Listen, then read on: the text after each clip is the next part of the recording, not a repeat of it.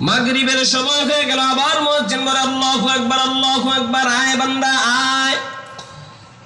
বান্দা এখনো পর্যন্ত নামাজটা পড়তে যায় না। আমি বলি টাকা পয়সার মহব্বত আর ভালোবাসা বাড়তে বাড়তে দোকানদারের বুকে কামড় মেরে ধরেছে।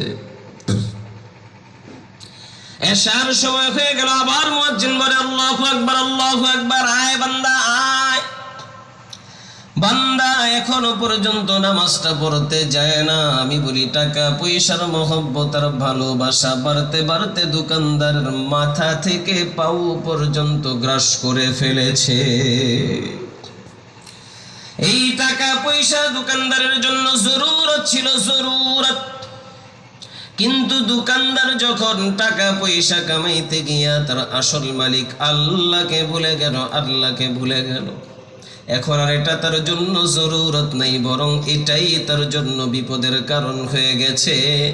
এটাই তাকে জাহান্নামের গভীরে নিক্ষেপের কারণ হয়ে যাবে। অল্প সময় আমি আপনাদেরকে বুঝাইলাম টাকা